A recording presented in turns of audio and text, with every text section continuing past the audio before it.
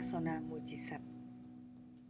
Tamu saya hari ini sangat istimewa karena di masa kecilnya dia dinilai sebagai anak yang kurang gizi oleh orang tuanya. Tapi ternyata ketika dia sudah menjadi dewasa, menjadi seorang pribadi yang cantik dan memiliki prestasi luar biasa sebagai Putri Solo 2 2024. Kita akan langsung ngobrol dengan Keisha Virginia. Shalom Keisha. Shalom Bu Susi. Nah, kita bisa lihat nih, bener-bener cantik ya. Puji Tuhan. Gimana itu ceritanya bisa Keisha dibilang kurang gizi tuh? Jadi waktu kecil, kalau ini kata mama ya Bu Susi, rambut saya ini merah. Dan saya ini kalau dikasih makan itu nggak susah gitu, bukan nggak mau ya, susah. Makan ya? Jadi mama tuh sampai beli di warung ini itu cuman dimakannya 1 sendok 2 sendok gitu. Karena sampai cari di resto yang enak-enak. Iya benar, kata mama sampai restonya mahal loh Kak, sampai restonya ini udah enak banget kalau di Solo gitu. Cuman kok nggak mau gitu, tetap nggak mau gitu. Mungkin mama juga cerita mungkin karena pengennya ASI, tapi karena mama sudah nggak bisa memproduksi ASI, jadi ya memberontak istilahnya sebagai anak bayi gitu ya, sebagai seorang bayi memberontak seperti itu. Jadi bisa dibilang mama bilang tuh ini tuh anaknya kurang gizi gitu. Tapi puji Tuhan, kemarin waktu umur 17 tahun juga mama mengucap syukur ternyata anakku bisa bertahan sampai 17 tahun ya, bahkan sampai sekarang 21 tahun seperti itu. Karena tadi dianggap kok ini anak kayak gini, Iya. susah makan, apa bisa ya gitu. Benar, karena saya punya Sampai sepupu juga. segitunya, Sepupu saya tuh besar gitu, dari bayi pun udah badannya gemuk. gede. Iya, jadi kalau dibandingin sama saya, uti saya tuh kok ngelihatnya jauh banget bedanya gitu. Sama-sama cucunya. Betul. Yang satu bisa gede segitu, yang satu kecil banget gitu ya. Tapi ternyata ya seperti ini. Puji Tuhan. Luar biasa. Betul, karya Tuhan luar biasa bisa bertahan sampai 21 tahun. Nah, Keisha ini jemaat GBI Keluarga Allah ya? Betul, Keluarga Allah Sejak Kudu dan kapan? Solo. Sejak kecil, Keisha. sejak bayi. Oh. Karena ayah mamah juga sudah bergereja di sini. Oh, jadi memang sudah lahir di keluarga Kristen, keluarga GBI Keluarga Allah. Betul, sekali. Dan sampai sekarang Ya, ya, sampai dan sekarang. sudah melayani juga. Puji Tuhan sudah melayani, karena kedua orang tua saya melayani tentunya didorong ya untuk melayani juga. Jadi seperti itu. papa mama semuanya juga sudah melayani. Betul, ayah mama saya sejak saya kecil ingat banget dulu kalau ke gereja, walaupun saya ngantuk-ngantuk, walaupun anaknya 2 masih kecil-kecil tetap dibawa buat pelayanan. Bahkan kalau ngantuk gitu tidur di pangkuannya ayah mama, satu di mama, satu di ayah. Mereka habis melayani gitu mendengarkan firman sambil gendong anaknya 2 tidur gitu, luar biasa. Jadi itu yang jadi panutan saya untuk tetap melayani Tuhan gitu. Oh, jadi tadi ya kaitannya sama mama yang sudah nggak bisa memproduksi ASI itu karena keburu udah hamil lagi adik ya? Jadi punya adik yang jaraknya 20 bulan, deket jaraknya. Deket ya itu, iya deket itu 20 bulan. Sehingga terus tadi itu ya nggak bisa memproduksi ASI. Jadi ketika kalian umurnya masih hampir sama, kecil-kecil semuanya udah diajak ke gereja. Iya, betul. Gitu. Nah, kalau Keisha sendiri pelayanannya apa nih? Puji Tuhan karena mamah ada di dalam bidang pujian penyembahan, tentunya anaknya didorong juga di situ. Jadi puji Tuhan sekarang saya di bagian choir singer dan singer. Juga adik. Jadi kita sering juga bertiga pelayanan bareng. Wow, seru ya? Iya. Melayani bersama keluarga. Iya, betul. Luar biasa. Nah, sekarang kita mau ngobrol tentang yang tadi Putra Putri Solo. Siap. Bagaimana ceritanya Keisha bisa sampai masuk ikut di event ini, di acara Putra Putri Solo 2024? Oke, mungkin cerita sedikit ya. Saya ini dari semester 6, saya itu puji Tuhan, semester 5 puji Tuhan tuh saya ikut salah satu program pertukaran mahasiswa di Medan, di Sumatera Utara. Di situ setiap saya perkenalan, mereka Putri Solo ya. Jadi mereka tanpa mereka sadari itu apa yang mereka ucapkan itu adalah doa. Putri Solo, Putri Solo gitu. Lalu setiap saya perkenalan, karena saya kuliah di Malang, setiap saya bicara bahwa saya orang Solo, langsung mereka, Putri Solo ya, Putri Solo gitu. Jadi di situ saya percaya bahwa kekuatan dari kata-kata kita tuh nyata gitu. Jadi kamu mengamini setiap mereka? Sebenarnya belum mengamini belum. Karena bukan saya putri Solonya gitu. Karena kalau mungkin bagi mereka tuh putri Solo ya seorang anak muda, seorang perempuan dari Solo. Padahal Iya, sebenarnya kan betul. aslinya ada sendiri putri Solo kan. Iya, Buat iya, betul. buat mereka yang di luar kota belum tentu mereka tahu bahwa ada putri Solo gitu. Jadi mereka kayak ya asal ngomong aja gitu Iya, putri iya, Solo benar, gitu. benar, Cuman benar.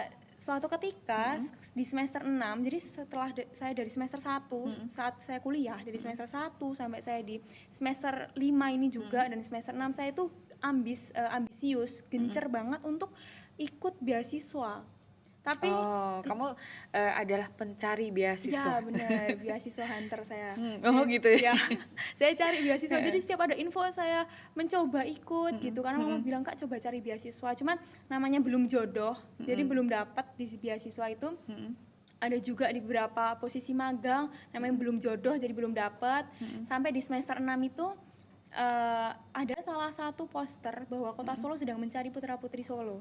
Di situ saya dilema, ini Tuhan iseng aja muncul di beranda Instagram saya atau karena ucapan-ucapan teman-teman saya ini terdengar gitu ke Tuhan sampai jadi ada poster putra-putri Solo ini di Instagram saya gitu. Lalu saya merasa bahwa Tuhan aku tuh capek gagal untuk mencoba hal baru gitu. Ada rasa seperti itu. Karena udah beberapa kali cari beasiswa tidak berhasil, Iya. cari tempat magang juga belum Iya, gagal berhasil. lagi itu. Buat saya capek ya Tuhan, karena kan Hampir nyerah dong ini ya. iya, udah mau nyerah. Bahkan udah bisa dibilang nyerah gitu karena awalnya udah nggak mau ikut Praturi Solo gitu. Lalu setelah ada posternya saya tanya ke Tuhan. Yang tadi saya bilang, Tuhan ini iseng atau emang buat saya gitu kan. Iseng apa beneran sih Tuhan?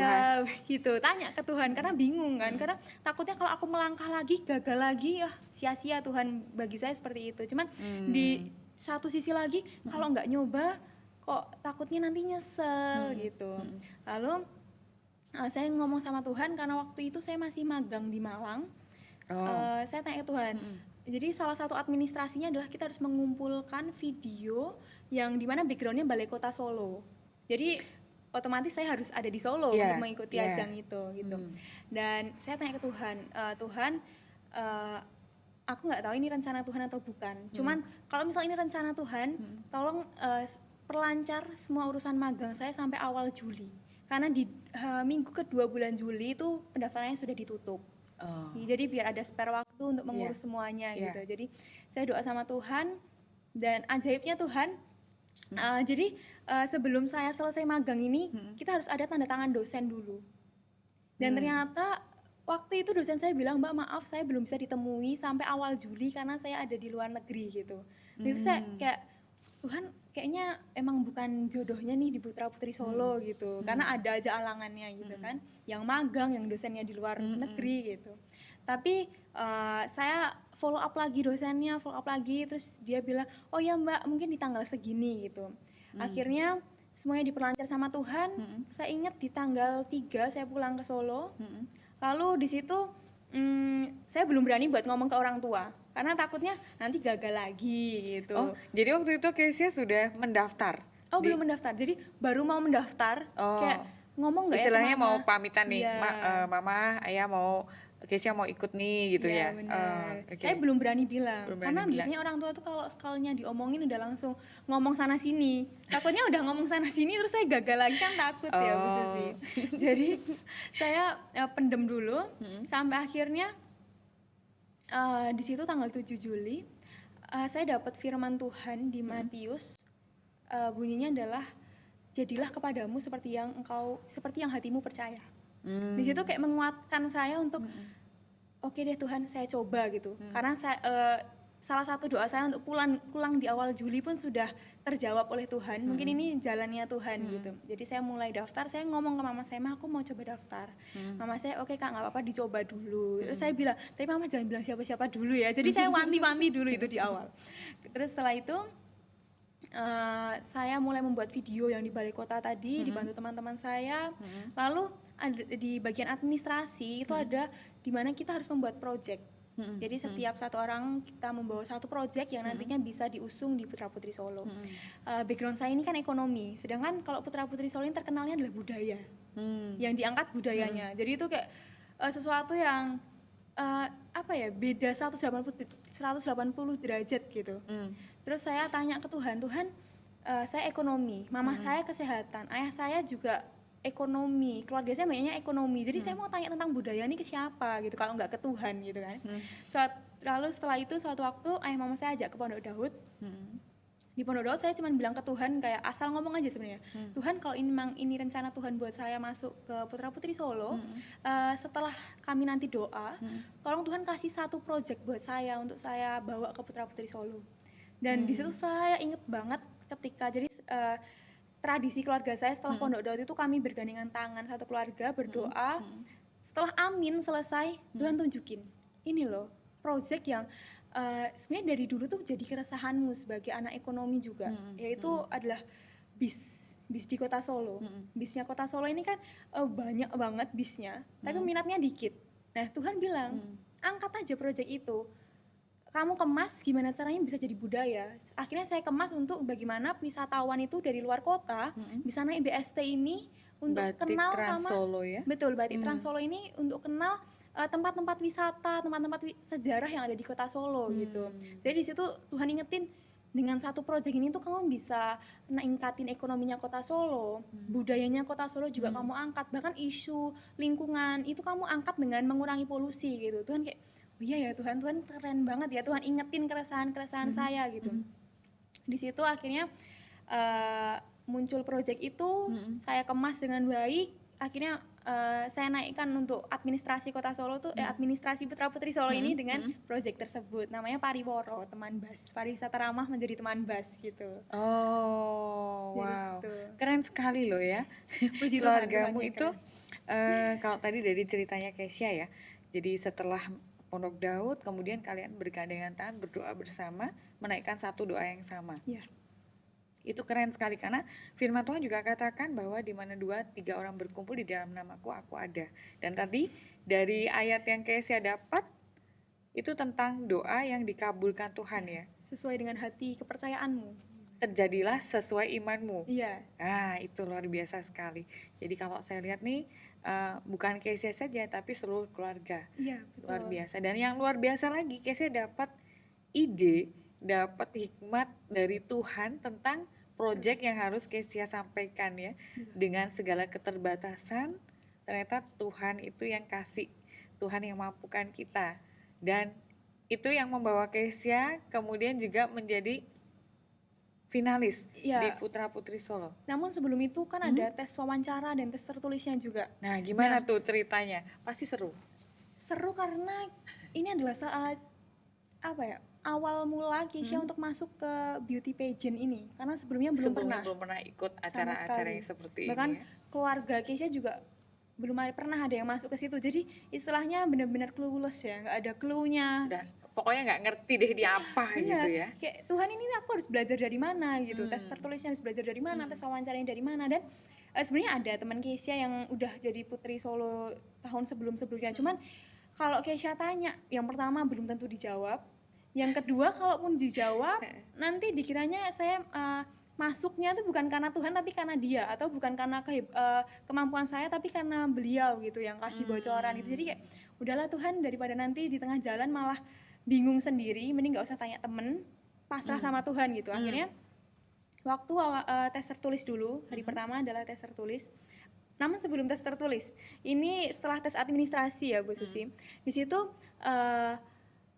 setelah tes administrasi berlangsung, Kesya ini masih maju mundur gitu, karena ya tadi Tuhan ini belajarnya dari mana gitu. Maksudnya maju mundur untuk ikut di ajang ini? Iya, lagi-lagi masih kayak Tuhan ini maju nggak ya, karena kok nanti harus gini. Bahkan teman saya tuh bilang, jadi rambut saya ini kan panjang, terus lebat gitu ya. Tapi keriting aslinya Bu Susi. Jadi teman saya tuh nakut-nakutinnya gini, nanti kalau kamu jadi Putri Solo, rambutmu tuh harus istilahnya kalau bahasa Jawanya yang rambutnya digelung, rambutnya ditata gitu, nanti keritingmu tuh kelihatan, kayak kamu nggak bakal masuk gitu. Jadi udah ditakut-takutin dulu sama teman-teman saya. Jadi kayak ya tapi cobalah, kalau kata mama cobalah dulu gitu. Jadi saya oke lah kalau mama bilang kayak gitu ya, terus aja dulu maju. Akhirnya tes tertulis, nggak tahu mau belajar dari mana, dari putra-putri solonya sebenarnya udah dikasih tahu belajarnya nanti ini, tapi cuman subtema, jadi tentang pengetahuan umum. Sedangkan pengetahuan Jadi umum tuh semacam luas. kisi-kisi ya. Iya, tapi masih harus luas pengetahuan umum lah. Oh. Pengetahuan umumnya apa yang harus dipelajarin gitu. Lalu kebudayaannya sebelah mana yang harus dipelajarin gitu. Lalu akhirnya ada digitalisasi. Saya menggunakan digitalisasi itu, saya cek Google. Soal-soalnya tuh seperti apa sih, dan itu banyak banget webnya yang keluar. Jadi saya bingung. Lagi-lagi jadi kok banyak gitu. Iya, terus Tuhan ini yang mana yang harus aku pelajarin gitu. Tapi Mama ingetin saya buat berdoa dulu. Tanya Tuhan. Dari saya sekolah tuh Mama selalu ingetin buat sebelum belajar itu tanya. Kalau mau ujian, itu tanya Tuhan dulu, Tuhan mana yang nanti keluar di soal ujiannya. Jadi saya nggak mungkin belajar semua. Karena kalau belajar semua takutnya besok malah buyar. Jadi Betul. Tuhan tunjukin aja mana yang besok keluar gitu. Akhirnya saya berdoa itu, dan iseng aja sebenarnya saya buka 2 web itu, saya pelajarin 2 web itu, dan luar biasanya tercengangnya saya di waktu tes tertulis adalah soalnya persis sama banget, ketiplak kalau orang selalu bilang ya. Dari soalnya, kalimatnya, ABC-nya tuh sama persis sama yang udah saya pelajarin. Di situ saya kayak luar biasa banget ya Tuhan tuh.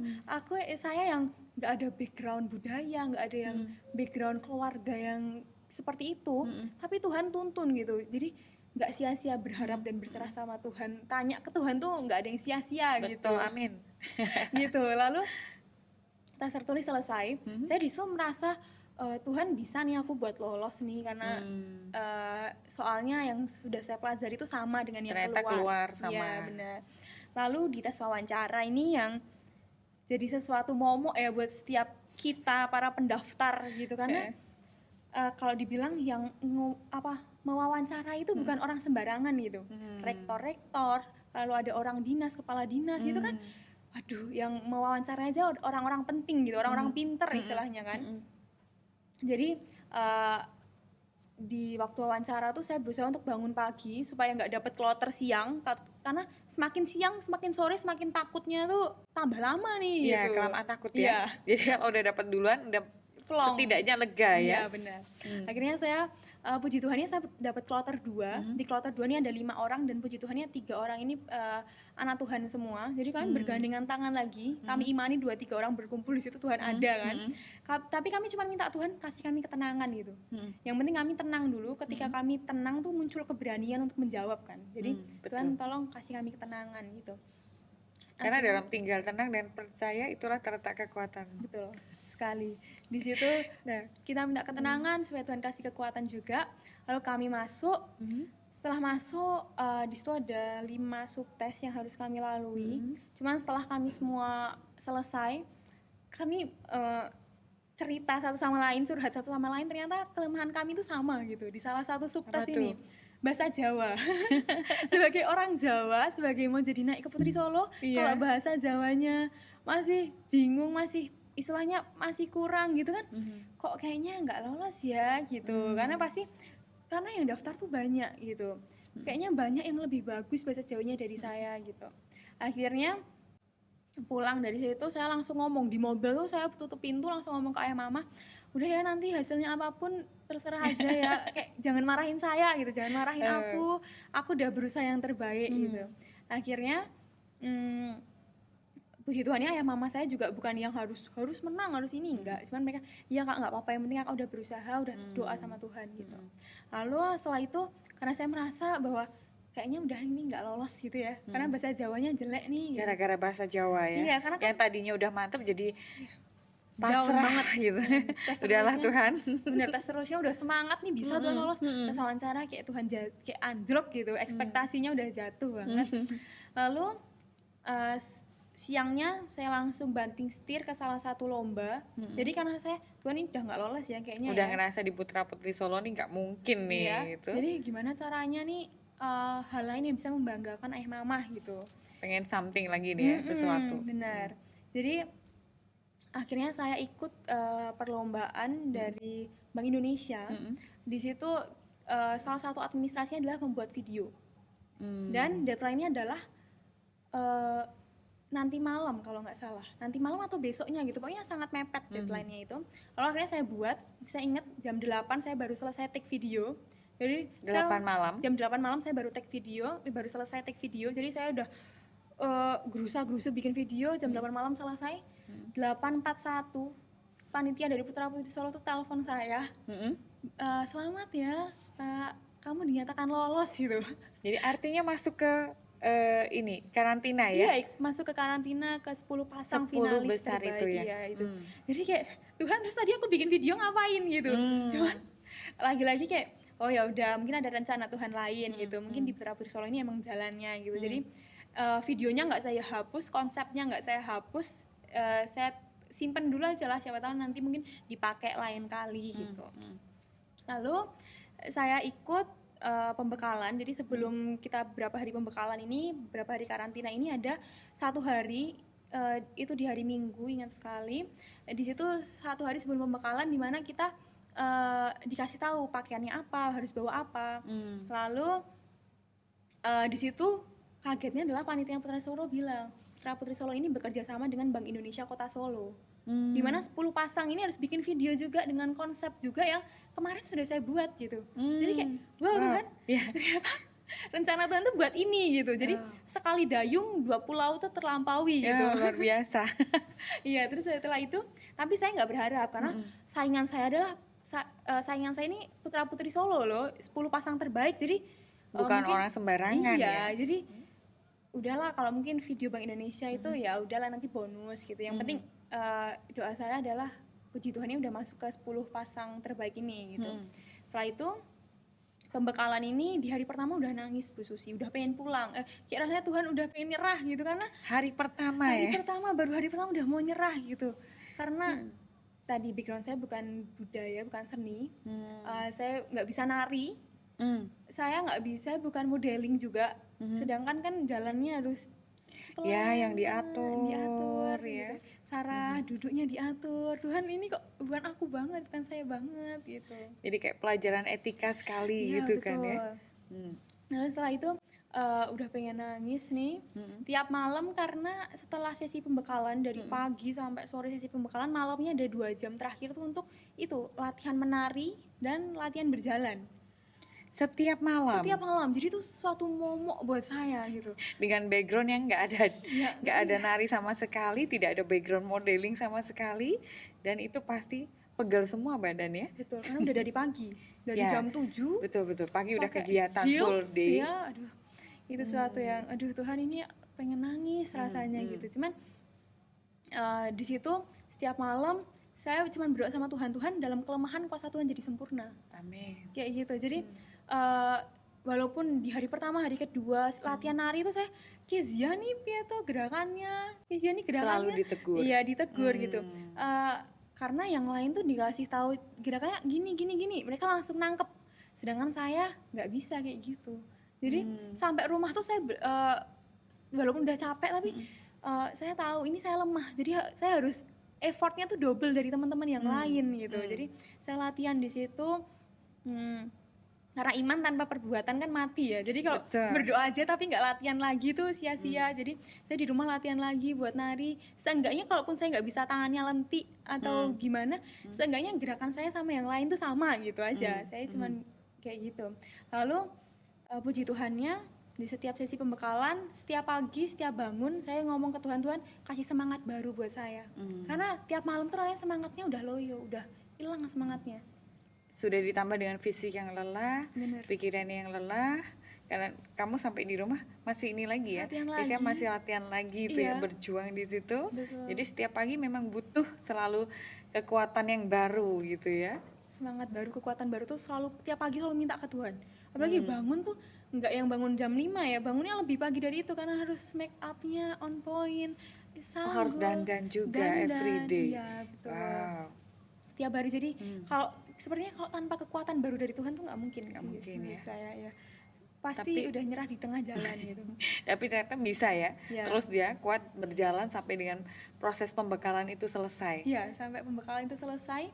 Akhirnya yang paling ngena buat saya penyertaan Tuhan tuh sebelum grand final, itu pelatih tarinya bilang, bahkan nunjuk gitu, Kezia ini nggak bisa nari, nggak punya basic nari. Cuman saya nggak pernah nyebut nama dia karena dia bisa ngikutin kayak yang lain. Di situ kayak Tuhan bener ya, dalam kelemahan kuasa Tuhan itu jadi sempurna gitu. Saya disempurnakan bukan karena saya bisa nari, tapi saya Betul. disempurnakan sama kasihnya Tuhan. Betul. Di situ saya kayak Betul sekali. luar biasa. Ketika kita tahu bahwa kita sebenarnya tidak bisa di bidang itu, tetapi ternyata Tuhan mampukan kita. Kekuatan doa kalau saya bilang. Iya, betul. Dari apa yang Kesia alami ya, Betul. luar biasa. Ada kisah-kisah yang lain yang berkesan di Kesia selama proses pembekalan itu? Kalau di pembekalan kurang lebihnya itu ya. Hanya itu yang paling nancep ya? Paling nancep di situ. Nari karena setiap hari ya? nari, modeling, dan Tuhan sempurnakan itu ya. Ya. Karena kekuatan percaya juga sih, karena saya percaya saya bisa gitu. Kayak Dan di akhir ketika grand final nih, nah apa itu yang Kesia rasakan? Jadi waktu sebelum pengumuman dan setelah pengumuman, apa yang Kesia rasakan? mungkin sebelum pengumuman, dari pagi kita udah ada di venue. Di situ puji Tuhannya kami 10 pasang ini saling menguatkan gitu. Ada satu sesi di mana kami ada beberapa orang yang anak Tuhan Yesus ini bergandengan tangan. Di situ kami berdoa bersama dan di situ muncul kekuatan baru buat saya untuk menghadapi grand final. Karena grand final itu bukan malam yang biasa-biasa aja, karena ditonton 1.000 orang. Itu pertama kalinya saya ditonton sebanyak itu. Ada jurinya juga. Itu yang wow, pasti perlu sesuatu baru, kekuatan baru, semangat baru juga, power yang baru juga gitu. Jadi di situ kami berdoa bersama.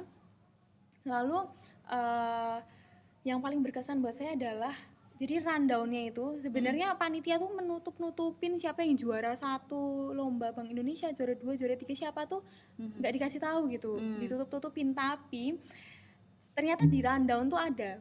Oh, Jadi di rundown tuh ada, terus teman-teman saya, Kesia sama Mas Dana juara 1 gitu. Terus langsung saya lihat di rundownnya lomba dari Bank Indonesia tadi jadi yang bikin khusus yang video itu ya? Iya, itu tuh puji Tuhannya yang sudah saya siapkan sebelum pengumuman Putra Putri Solo ini. Konsepnya itu saya juara 1 di situ. Di situ saya kayak, Tuhan, yang tadinya saya pikir bikin videonya sia-sia, ternyata buat Tuhan tuh nggak ada yang sia-sia gitu. Ya, amin. Di situ, oh Tuhan tuh ternyata maksudnya Tuhan ini ya gitu. Jadi setelah saya lihat rundownnya, saya cuma mikir, Tuhan nanti kalaupun aku nggak menang di Putra Putri Solo nggak apa-apa deh, aku udah menang di sini gitu.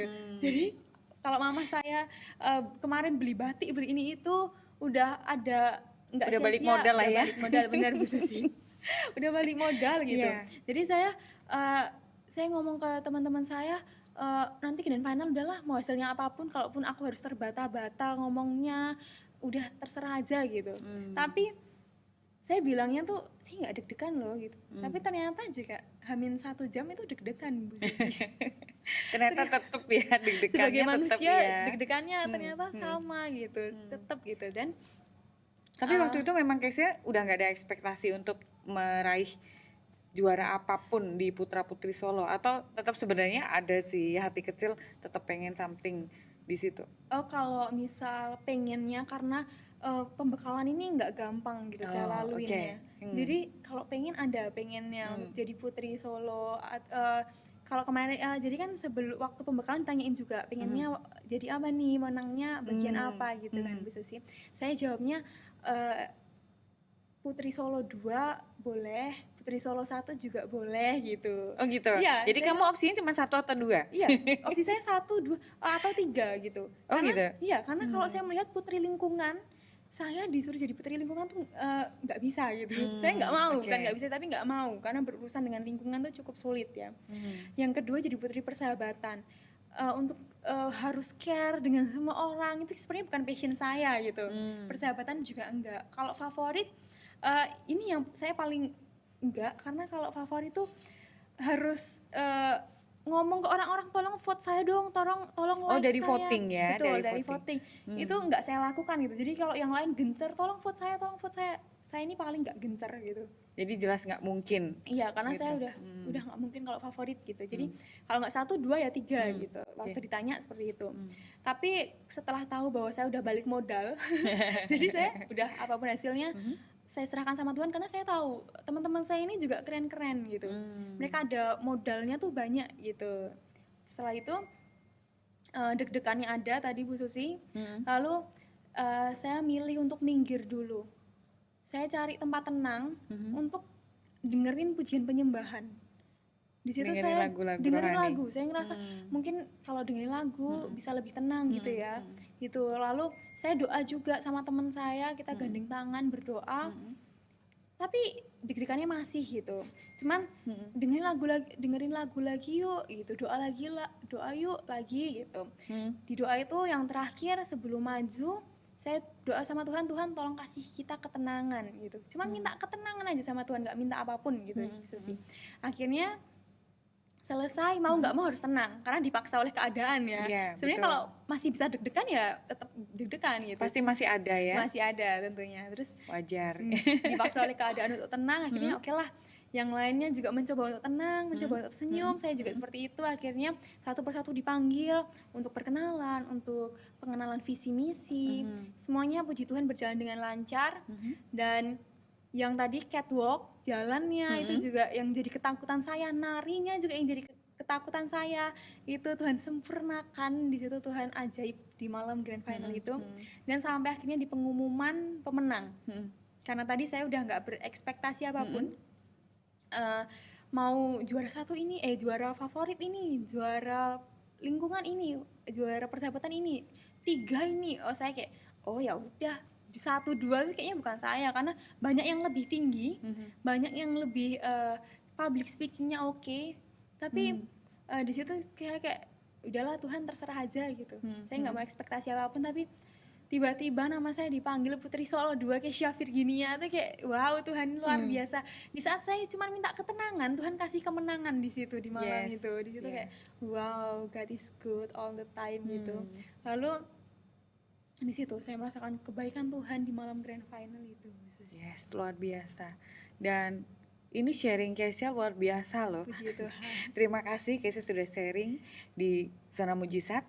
Dan mungkin ada satu pesan singkat untuk teman-teman mungkin generasi muda yang juga menyaksikan tayangan ini, Kesha bisa sampaikan. Baik, mungkin kalau sedikit yang bisa Kesha ceritakan ke teman-teman, yang sedikit yang bisa saya sampaikan adalah miliki iman yang gigih.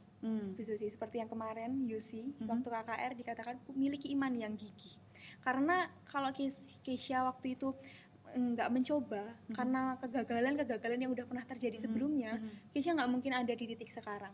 Yes. Jadi terus mencoba, terus berpengharapan sama Tuhan. Kalaupun pernah gagal sekali, 2 kali, 3 kali, bahkan berkali-kali pun it's okay, karena Tuhan punya timingnya sendiri. Perfect timing dari Tuhan tuh benar-benar nyata, teman-teman.